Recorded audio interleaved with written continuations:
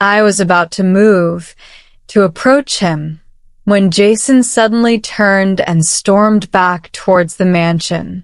Panic surged through me, and I ducked back into the shadows, my heart pounding in my chest. I could hear his footsteps approaching, each one sending a jolt of fear through me. I wasn't ready to face him, not after what I had just seen, not with the questions burning in my mind. But before I could slip away, Jason rounded the corner and stopped dead in his tracks, his eyes locking onto mine. "Eve," he breathed, his voice low and dangerous. "What are you doing out here?" I made to answer, but what followed suit was stutter. He eyed me and merely brushed past me to walk right back into the house. The next few days after that night in the garden were a blur of tension and unspoken words. Jason and I avoided each other even more than before, but the atmosphere between us had shifted dramatically. The truce we had formed was shattered, replaced by an even thicker layer of tension that neither of us could break through. But the memory of that night haunted me. The way Jason had grabbed Leo, the fury in his eyes, it was unlike anything I had seen in him before. It was more than just anger, it was something deeper, something that unsettled me in ways I wasn't ready to confront. I tried to push it all to the back of my mind, but it was impossible. Every time I saw Jason, I was reminded of the raw intensity that had flashed in his eyes when he had confronted Leo. And it made me question everything I thought I knew about him. One evening, I was in the kitchen preparing a simple dinner when I heard Jason's footsteps behind me. I stiffened, but didn't turn around. I could feel his presence like a weight pressing down on me, making it hard to focus on the task at hand. "Eve," he said, his voice low and rough. I kept my back to him, pretending to be engrossed in slicing vegetables. "What is it?" He didn't answer right away, and the silence stretched out, thick with unspoken tension. Finally, he spoke again, his tone sharper this time. "You need to stay away from Leo Blackwood." I froze, the knife in my hand hovering above the cutting board. My pulse quickened, and I could feel the anger bubbling up inside me.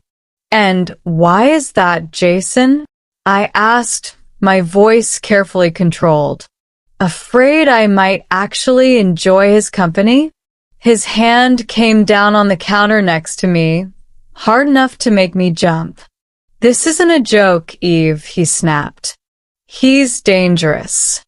I turned to face him, meeting his gaze head-on. "Is that why you nearly choked him the other night?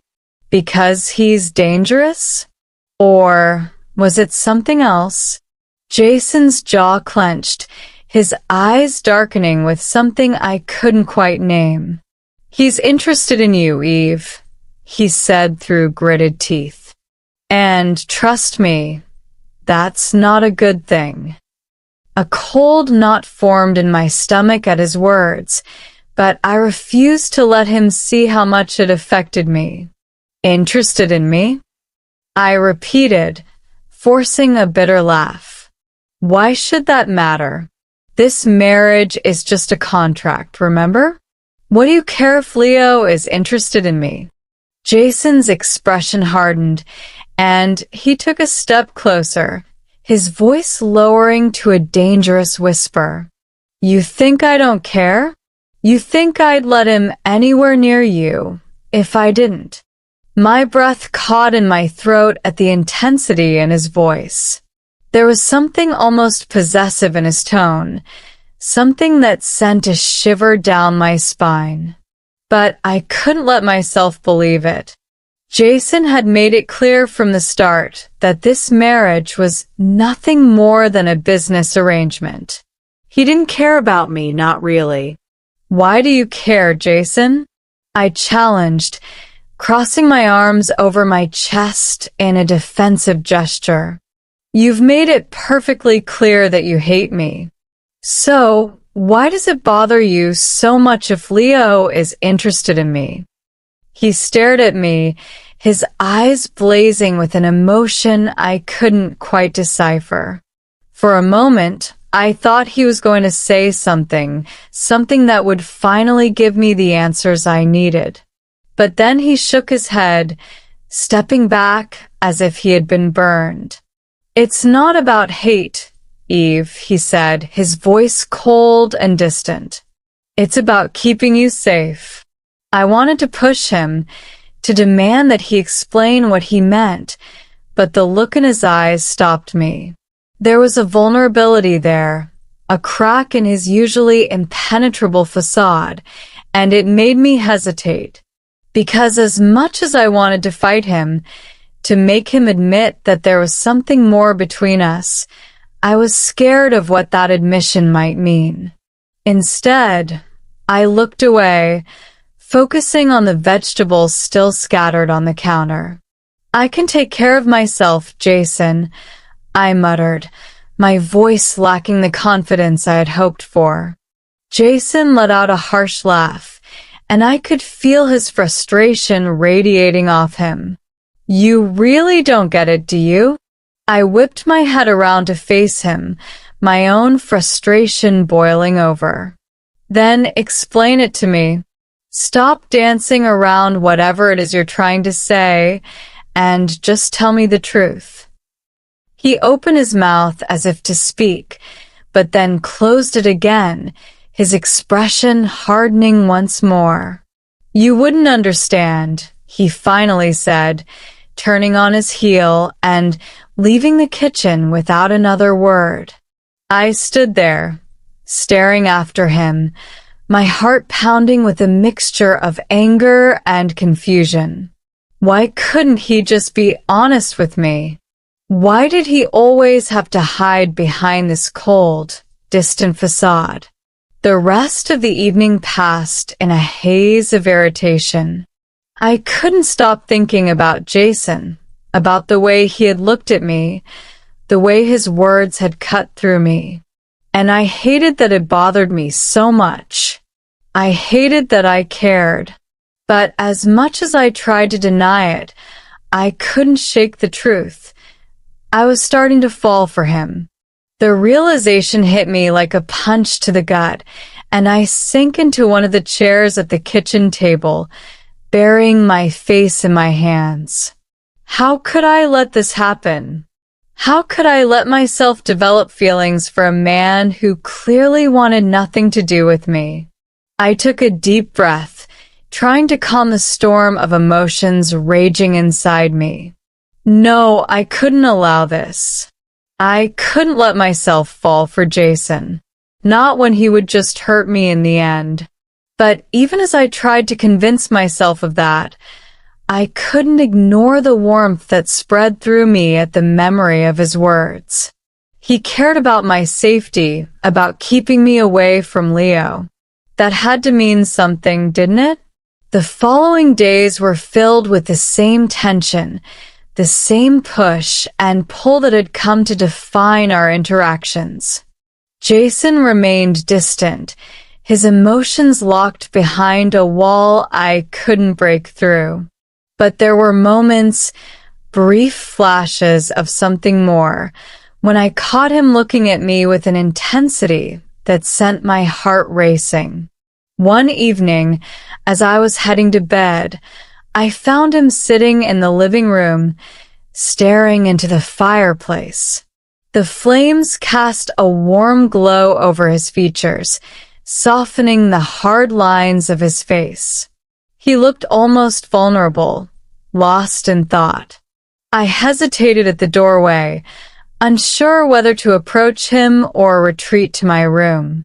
But something in his expression drew me in, and before I knew it, I was sitting down beside him on the couch.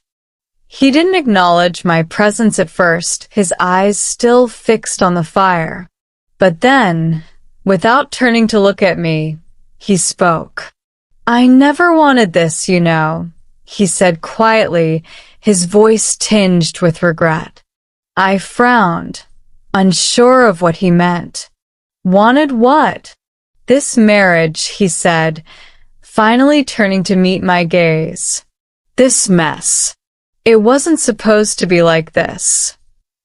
I swallowed hard, unsure of how to respond. There was a vulnerability in his eyes that I hadn't seen before, a glimpse of the man behind the cold exterior. "Then why did you agree to it?" I asked, my voice barely above a whisper. Jason let out a bitter laugh, shaking his head. "Because I didn't have a choice. Because it was the only way to protect what I care about." I wanted to ask him what he meant, to push him for more, but I could see the walls going back up, his expression hardening once more. "You should get some rest," he said, standing up and turning away from me. "It's late." I watched him walk away, a mixture of frustration and sadness gnawing at me. Every time I thought we were making progress, that I was getting closer to understanding him, he would pull away, retreating behind the walls he had built around himself. But despite that, despite the pain and confusion, I couldn't stop the growing feelings inside me. I was falling for him, and there was nothing I could do to stop it. As I lay in bed that night, staring up at the ceiling, I made a decision. I would keep my feelings hidden, buried deep where they couldn't hurt me. I would focus on getting through the rest of this contract, on keeping my heart safe. But deep down, I knew it was already too late.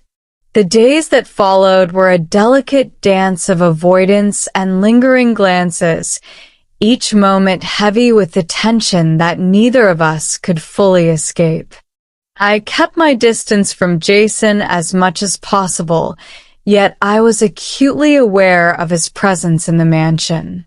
Every footstep, every creak of the floorboards sent a ripple through me, reminding me of the man who is constantly on my mind. Despite my resolve to keep my feelings hidden, they refused to stay buried. I found myself looking for him, hoping for those brief moments when our paths would cross. My heart betrayed me every time his eyes met mine, a spark of something unspoken passing between us. One evening, I was in the library, pretending to read a book I had no real interest in. The words on the page blurred as my thoughts wandered back to Jason, to the way he had looked at me with something that resembled regret. I had tried to convince myself that it was nothing, just a fleeting moment, but the memory of it haunted me. Just as I was about to close the book and retreat to my room, the door to the library creaked open. My heart skipped a beat as Jason stepped inside, his gaze immediately finding mine. There was a moment of hesitation in his eyes, as if he was deciding whether to stay or leave. But then he walked over to the armchair across from me and sat down, his expression unreadable. I forced myself to stay calm, to ignore the way my pulse quickened at his proximity. "Couldn't sleep?" I asked, my voice steady despite the turmoil inside me. He shook his head, leaning back in the chair with a sigh. "No." Too much on my mind. There was something about the way he said it, a weariness in his tone that tugged at something deep inside me. I had seen glimpses of vulnerability in Jason before, but never like this. It was as if the weight of the world was pressing down on him, and for the first time, I felt a genuine urge to comfort him. But how could I, when I was still struggling with my own feelings? Do you want to talk about it? I offered, trying to keep my voice neutral, though the question was loaded with a hope I couldn't quite suppress. He glanced at me, a small, almost imperceptible smile playing on his lips. I'm not exactly known for sharing, am I? I returned his smile, though it was tinged with sadness. No, you're not. But maybe you should try it sometime. It might help. Jason looked away, his expression thoughtful. The silence between us stretched, filled with things neither of us dared to say. I could feel the walls he had built around himself, walls that I had tried and failed to breach. But in that moment, I realized that maybe I wasn't the only one trapped behind walls. Just when I thought he would brush off my offer and leave, he surprised me. Leo Blackwood, he said, his voice tight with barely restrained anger. He's dangerous, Eve. Not just because of his business, but because of what he wants. I swallowed hard, trying to keep my emotions in check. And what does he want? Jason's eyes locked onto mine, the intensity in his gaze sending a shiver down my spine. He wants you, Eve. He's made it clear that he's interested in you, and I know what that interest entails. My breath caught in my throat. So it was true. Leo's interest in me wasn't just casual. It was something more, something that had driven Jason to confront him in the garden that night. But why did it matter so much to him? Why did he care? And why does that bother you so much? I asked, my voice barely above a whisper. If this marriage is just a contract, why do you care if he's interested in me? Jason's jaw tightened, and for a moment, I thought he wouldn't answer. But then he leaned forward, his gaze burning into mine. Because it's not just about the contract, Eve. I won't let him use you, manipulate you like he does everyone else. You deserve better than that. His words hit me like a punch to the gut. There was something raw and genuine in his voice, something that made my heart ache. But I couldn't let myself believe it, couldn't let myself hope that there was more to his concern than just protecting me from Leo. You can't have it both ways, Jason, I said, trying to keep the tremor out of my voice. You can't push me away and then act like you care about what happens to me. His eyes darkened, and he stood up abruptly, the chair scraping against the floor. I don't want to push you away, Eve, but I can't give you what you want. I stood up as well, my emotions boiling over. And what is it that you think I want, Jason? He hesitated, his gaze searching mine as if trying to find the answer himself. More than what I can offer you, he finally said, his voice tinged with regret. My heart twisted at his words, the truth of them cutting deep. He was right, I wanted more. I wanted him, all of him, but I knew that wasn't possible. Not when he was so determined to keep his distance, to protect himself from whatever it was that kept him locked behind those walls. But before I could say anything else, before I could let the hurt and frustration spill out, Jason took a step back, his expression closing off once more. I'm sorry, Eve, he said quietly, the words heavy with finality. But this is how it has to be. And with that, he turned and left the library, leaving me standing there with my heart in pieces. The next morning, Jason was gone before I even woke up, and I couldn't shake the feeling of emptiness that had settled in my chest.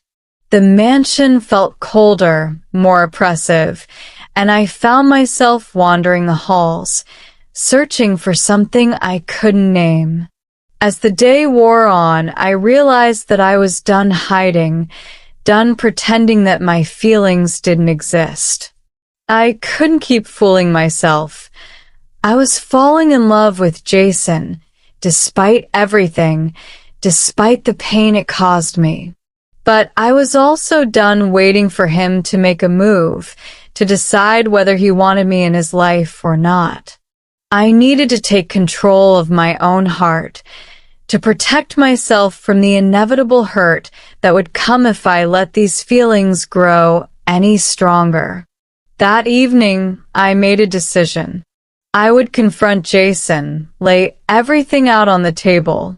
If he couldn't give me what I needed, what I deserved, then I would walk away. It was the only way to save myself from the heartache that was surely coming. When he returned home late that night, I was waiting for him in the living room. He looked surprised to see me sitting there, but he quickly masked it, his expression slipping back into its usual guardedness. "Eve," he said cautiously, "what are you doing up?" I stood up, my heart pounding in my chest, but I refused to back down. "We need to talk, Jason." He sighed, rubbing a hand over his face. "Can it wait until tomorrow? It's been a long day, and I'm exhausted." "No," I said firmly, my voice stronger than I felt. "It can't wait." He studied me for a moment, then nodded, resigned. "All right. What is it?" I took a deep breath, gathering my courage. "I can't do this anymore, Jason. I can't keep pretending that this marriage is just a contract, that I don't feel anything for you." His eyes widened slightly, and I could see the shock in his expression, but he quickly schooled his features into neutrality. "Eve." "No," I interrupted, holding up a hand. "Let me finish. I've tried to keep my distance, to protect myself, but it's impossible. I'm falling in love with you, Jason, and I can't keep hiding that." His face softened, and for a brief moment, I thought I saw a flash of something, hope maybe, in his eyes. But then it was gone, replaced by that same cold distance.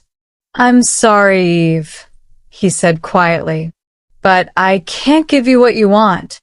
I can't be the man you need me to be." The finality in his words was like a dagger to my heart, and I felt the tears welling up in my eyes. But I refused to let them fall. I refused to let him see how much he was hurting me. "Then I guess there's nothing left to say," I whispered, my voice trembling. I turned to leave, but before I could take a step, I felt his hand on my arm, pulling me back. I looked up at him, surprised by the desperation in his eyes. "Eve, wait," he said, his voice rough. "I don't want to lose you." "Then stop pushing me away," I pleaded, my heart breaking at the sight of his pain. "Stop pretending that you don't care." His grip on my arm tightened, and for a moment, I thought he was going to pull me into his arms, to finally let down those walls. But instead, he released me, stepping back as if he couldn't bear to be near me. "I can't," he said, his voice barely above a whisper. "I'm sorry." And with those words, he turned and walked away, leaving me standing there with my heart shattered into a million pieces. But as I watched him go, I realized something. I was done waiting, done hoping that he would change. I had to protect myself, to move on, even if it meant walking away from the man I was falling in love with. But even as I made that decision, A small voice in the back of my mind whispered that it wasn't over. Not yet.